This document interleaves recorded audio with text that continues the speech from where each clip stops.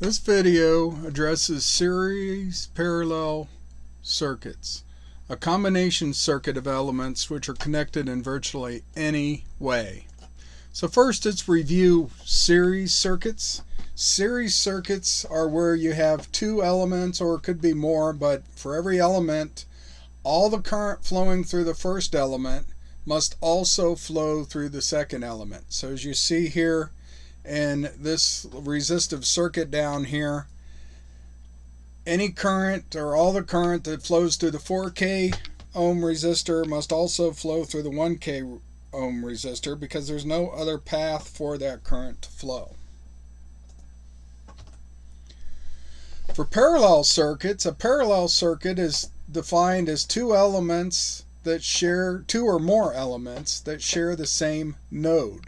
So here we have R1 and R2 and the E power source are all connected in parallel with each other. So they all share just two nodes. So they have the exact same 10 volts across each one of them, but the current flowing through each one is not the same.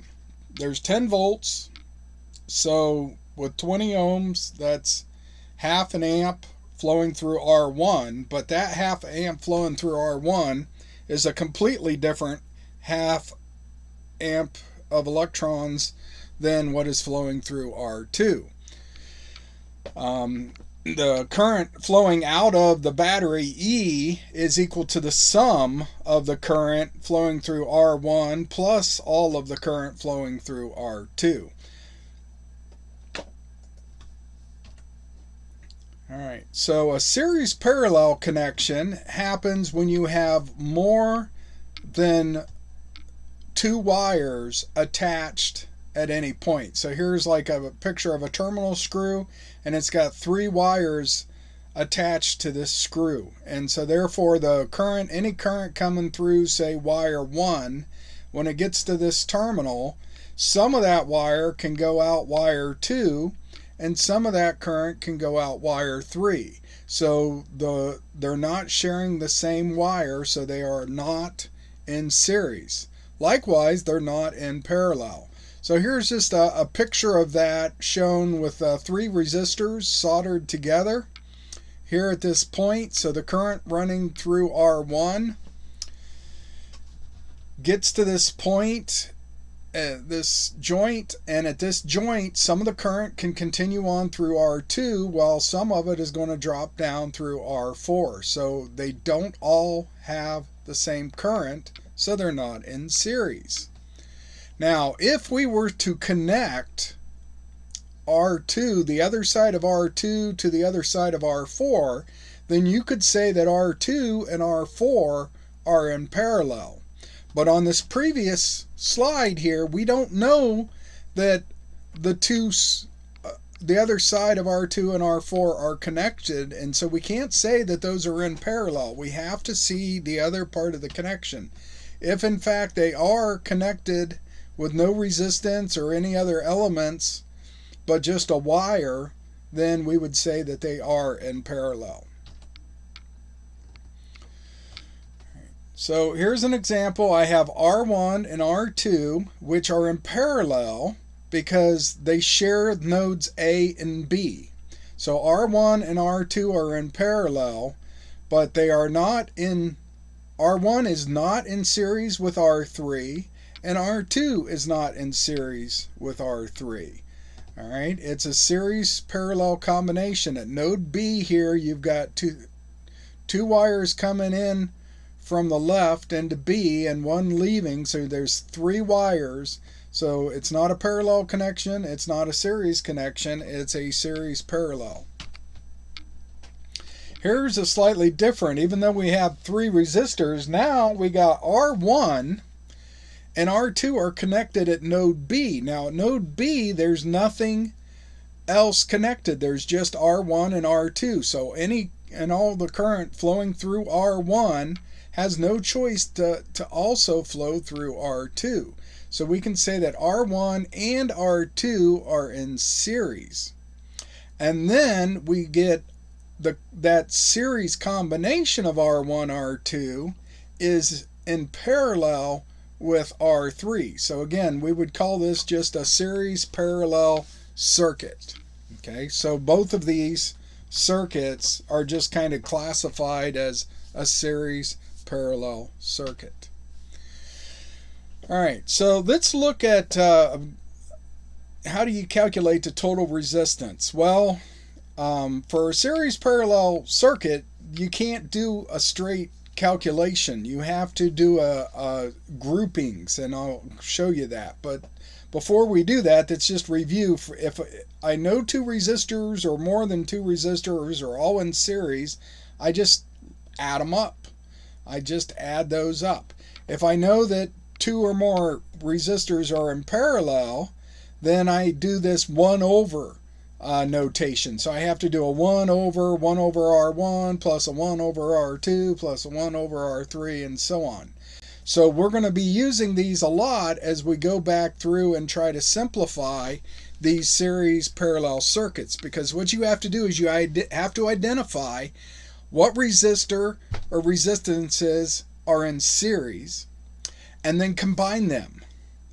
And then look at the circuit again, redraw the circuit again, and find which ones are in parallel, and then combine those. And it's just, you have to go back and forth combining these. Okay. All right, so as I kind of said, redraw the circuit. Okay, you want to redraw the circuit. If at all possible, use color coding, or at least label your nodes. Start at the right of the circuit. So you want to, when you redraw the circuit, if you only have one power supply, it gets a little more complicated if you have multiple power supplies, and we'll talk about different ways of handling them later on in the semester. So for right now, we're going to assume that there's just one power supply. And so what we want to do is we want to redraw the circuit with the power supply over to the left as the circuits that we've already been using so far.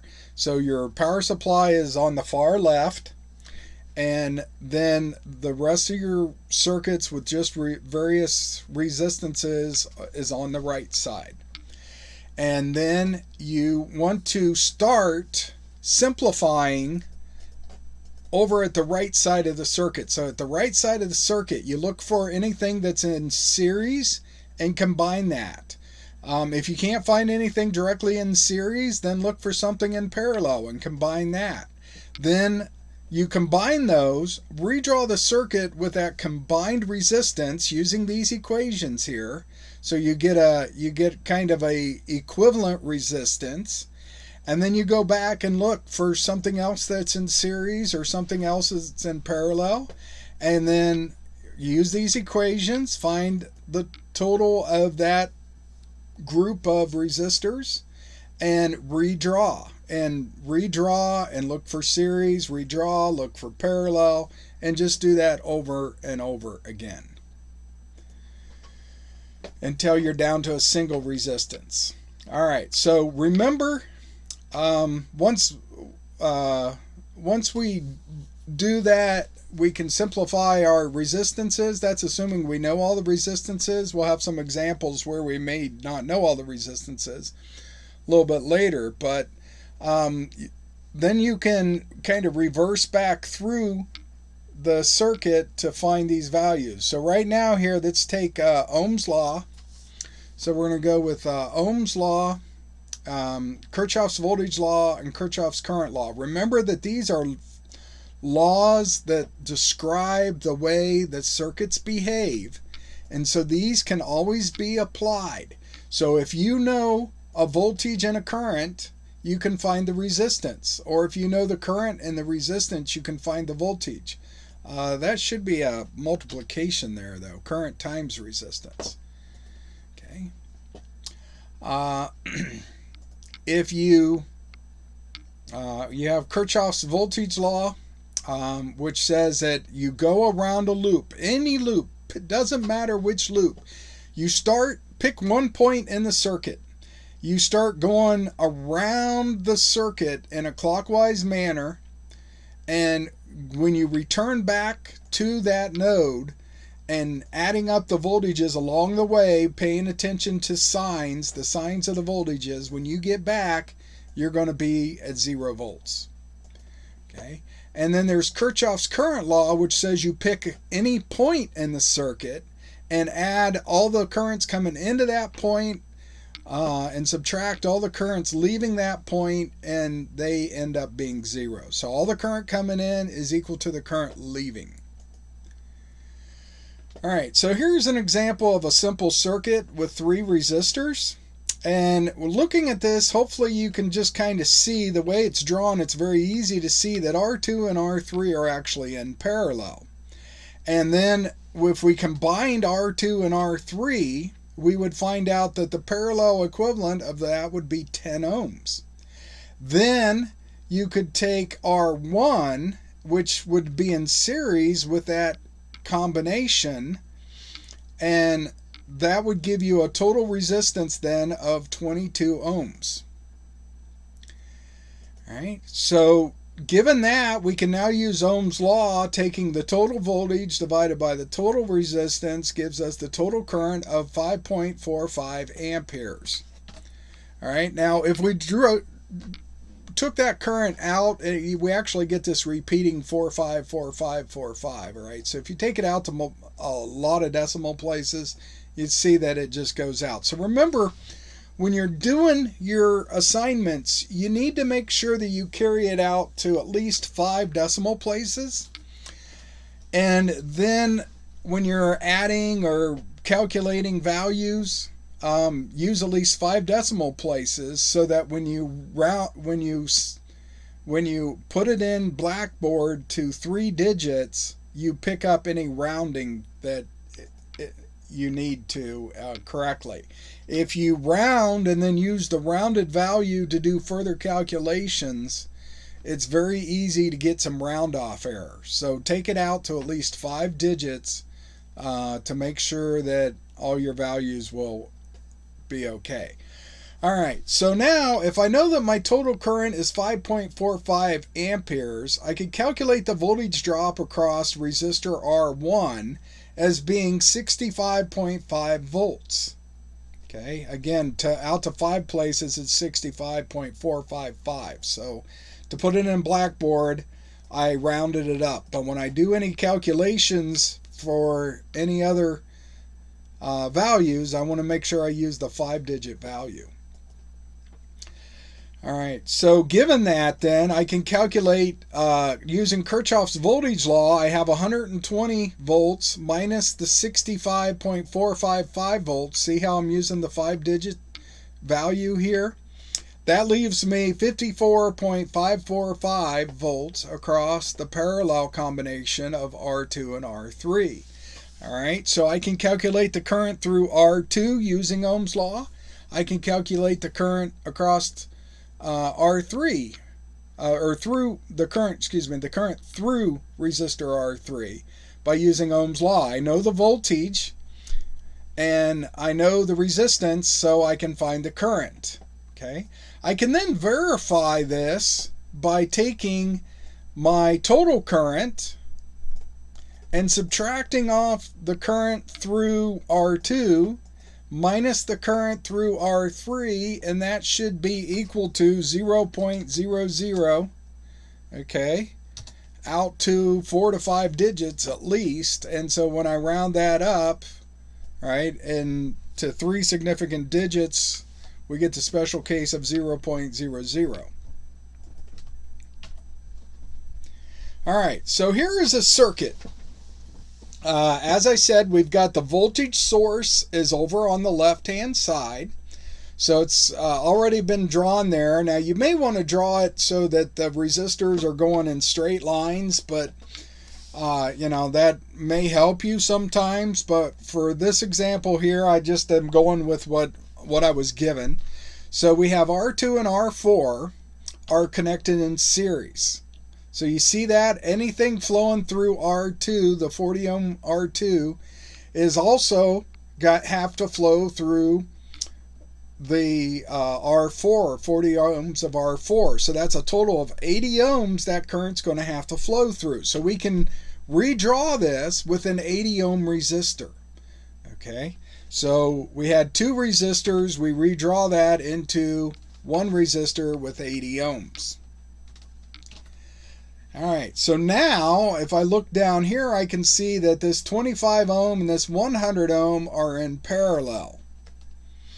And so I can redraw that, okay, and remember this, for the parallel, it's a 1 over the first resistor plus 1 over the second resistor. So that gives me a total of 20 ohms over here. So 25 ohms in parallel with 100 ohms gives you a result of 20 ohms.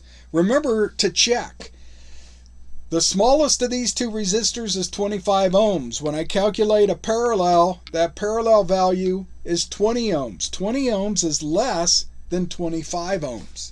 All right, and so if I did this calculation and it came out to be 30 ohms, but yet this left resistor was 25 ohms, I did something wrong. I punched a number in incorrectly or something. So you can very easily check your work as you're going along, and just do small verifications like that. It doesn't guarantee that you didn't make a mistake, but it guarantees you didn't make a big mistake. Alright, so here we have 20 ohm, this equivalent 20 ohms that we just calculated now that we can say that this is in series with the 80 ohms above it. And so we can simplify that into 100 ohms. Okay. Now we have the 100 ohms in parallel with the 25 ohms here. All right, and we just did that calculation, so that actually gives us a 20 ohm resistor. But you see how the circuit's getting smaller and simpler.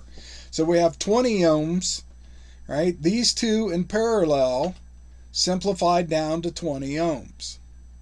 Now I take the 20 ohms plus the 80 ohms, those are in series. I can combine those into 100 ohms.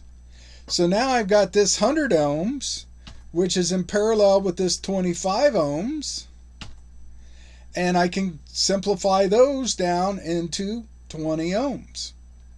And now I've got this 20 ohms, which is in series with the 80 ohms, and so I'm end up with a total resistance of 100 ohms.